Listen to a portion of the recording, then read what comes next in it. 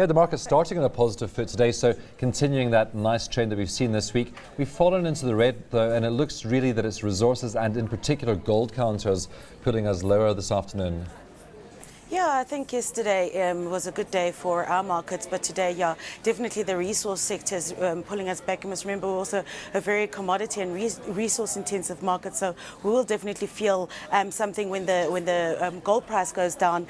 But yeah, I think the last time I checked, the market was climbing back up a little bit in anticipation of economic data out later today from the United States. That is the GDP data. So it's still early days, it's still very early. That data is only coming out at 2:30 our time. So I think we'll see some more traction perhaps coming back into the market. Just looking at that US GDP figure, this is the final estimate for the fourth quarter. What's the market looking for there? Yeah, they're looking for it to increase from 2.8% to 3%, and I think that's a reasonable expectations. We did see a nice turnaround in the United States towards the end of last year, where we saw a slew of very positive economic data coming out. So the expectation is for it to improve to about 3%.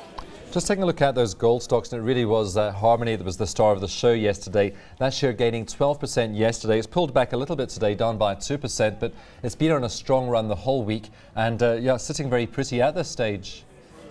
Yes, the RBC Capital analyst report that came out was very supportive of Harmony, and what was very salient there was that they could potentially be a takeover target for some predator out there that's looking to cash in on the Papua New Guinea asset that they've got there, which has been yielding very, very positive or very good quality gold and copper reserves from the exploration that they've been doing there. So he feels that the analyst feels that there could be a potential takeover target, and then also on top of that, he feels that Harmony's gold production is expected to increase quite a bit within the next 2 years, and he thinks that also alone is enough for for the stock to rally to about a target price of 130 rands in the next 2 years. And look, I mean, the CEO Graham Briggs did come out saying that they would never as he suggested in the analyst report, list the Papua New Guinea share separately and benefit from there. They would never break up their assets. And also, I think we've seen a pullback in the gold shares in accordance with the gold price. And there was also an HSBC a downgrade today, analyst downgrade from neutral to underweight. So a lot of things are working against that share this morning, where we've seen a great pullback, but that analyst report really was the catalyst for gold shares doing so well yesterday, particularly Harmony. Let's take a look perhaps at some of our retailers, because we see them trading quite nicely this afternoon. We've got ShopRite up by over 1%. We have Pick n Pay also looking quite good. Yesterday, a little bit of a setback, but Wednesday, those retail stocks were really running after we got that inflation figure out and just ahead of that MPC meeting yesterday at the Reserve Bank. Yes, I think, the retailers towards the end of last year had a bit of it, and the beginning of this year had a bit of a tough time. We saw a lot of foreign interests leaving the market. But, I think with retail stocks in general, it really is a South African market. And what foreigners do or end up doing is buying into the South African story, buying into interest rates, buying into the growth forecast, which Jill Marcus actually increased yesterday, the growth forecast for this year and next year. So what they're doing is climbing into that and climbing into the story that there will be a sustained recovery in South Africa, and a recovery that will be rewarding to them by investing in these retail shares, because they would be the ones that benefit the first and the most from a recovery in South African markets. Well, among those retailers, we had shares in Massmart up over 1% this morning. This is a share that came under pressure earlier this week after the Competition Tribunal agreed to postpone hearings into its takeover by Walmart. Looks like the market, though, is starting to come to terms with that, and it looks like the market feels that this deal will still go ahead.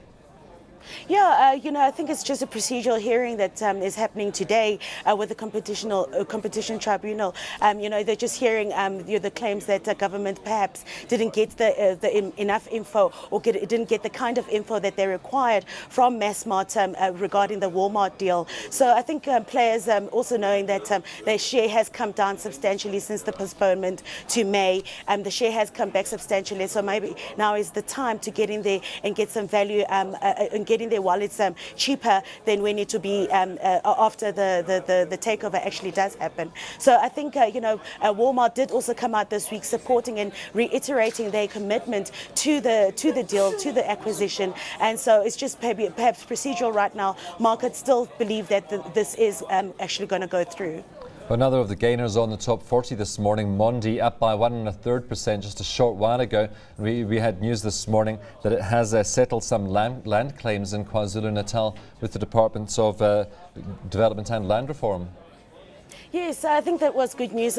Shareholders like that a lot. I think whenever a company is in court to settle disputes such as land claims and that kind of things that are community based, it kind of does not necessarily go down well with investors. But now that they've settled in KwaZulu-Natal, it seems that it's going to be fine. They've got some good agreements going on there where they fiber paper mills will still be prosperous after this, and they're still going to be having some post settlement consultations with the communities, and it's just going to seemingly is going to be to the benefit of Mondi also. So shareholders really going into that liking the developments there.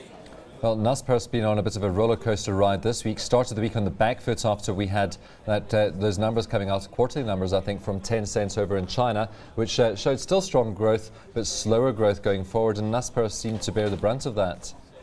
Yeah, the past week and a bit, I think when Tencent had a subdued outlook, I think, players were very disappointed. A lot of people left the stock. But, down now at these levels, I think, a lot of players are thinking, okay, fine, it's still going to go back up to the 407 top that we saw for Naspers, and they want to get in now as a value trade. And also Tencent was up this morning, so that obviously filtered through to Naspers. And I think the stock is still quite well bid, and we're still expecting a great recovery from the stock and for great strides to be made. And directly going into the weekend, all really depending on what we see coming out of the United States this afternoon. Yes, absolutely. GDP figures, as I mentioned earlier, are coming out, and also some confidence numbers are also coming out today. So that's really going to determine where we go later on in this afternoon.